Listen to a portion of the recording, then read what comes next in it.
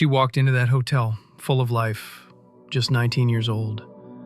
But by the next morning, Kenneka Jenkins was dead, her body frozen solid inside a hotel freezer no one was supposed to access. Her friends said she just wandered off. Police called it a tragic accident. But her mother? She says they're lying. And when the surveillance footage was released, everything got worse. This case still haunts the internet. And tonight, we're breaking down exactly why millions of people believe Kenneka Jenkins didn't die by accident. It was supposed to be just another night out. On September 8th, 2017, Kenneka and her friends headed to the Crowne Plaza Hotel near Chicago for a party in room 926. She was seen on Snapchat, laughing, drinking, dancing, surrounded by people she called friends. But within hours, she vanished. At 3:20 a.m., her friends called her mom, Teresa Martin, and told her, "We lost track of Kenneka, she's missing." But something about their story felt off. They said she was drunk, that she left her phone and keys behind and just disappeared. If she was so intoxicated she could barely walk, how did she end up deep inside the hotel's lower level, past locked doors, and into an industrial freezer? Teresa raced to the hotel and begged staff to check the cameras. They refused. She waited in the lobby for over 11 hours. Then, on September 10th, Kenneka's body was found. Inside a dark, unused freezer in a restricted area of the hotel's basement. She was lying face down. One shoe was off. Her hair was messy. Her clothes appeared disheveled. And her body temperature had dropped to 26. There was alcohol in her system, and a drug called topiramate, which she had never been prescribed. How did a girl with no known medical history end up with an anti-seizure drug in her system?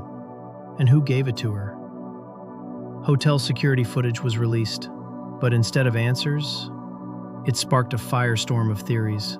The video showed Kenneka stumbling alone through the hotel, bouncing off walls, swaying, confused. But here's the thing.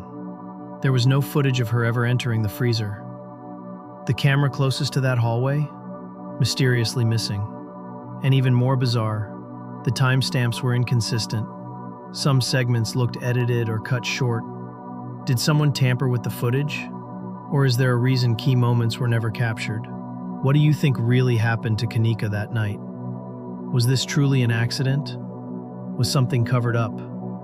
Tell me your theory in the comments, because I read every one of them. The medical examiner ruled it an accidental death. Hypothermia from cold exposure, worsened by alcohol and that mysterious drug. But Teresa never accepted that. She said, "My daughter's body told a different story.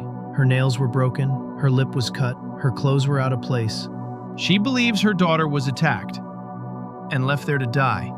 But without camera proof, police closed the case. No charges, no suspects, no justice.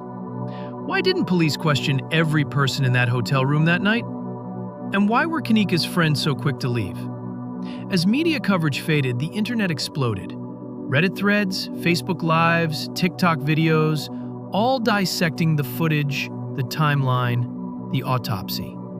Some claim it was organ trafficking. Others believe it was a setup by someone at the party. And many say the hotel knew more than it admitted.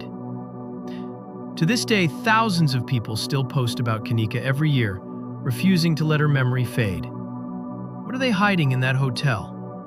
And why does no one seem willing to reopen this case?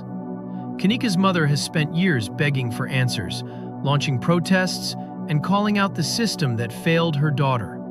She said, "They let my baby die in that freezer, and then they tried to make me disappear too." And maybe that's the real tragedy. Not just that a young woman died in the dark, but that no one with power ever bothered to bring the truth into the light. And to all the new subscribers joining the channel this week, thank you. You're part of a growing community that believes every story deserves to be told, especially the ones they want us to forget. I'm grateful you're here.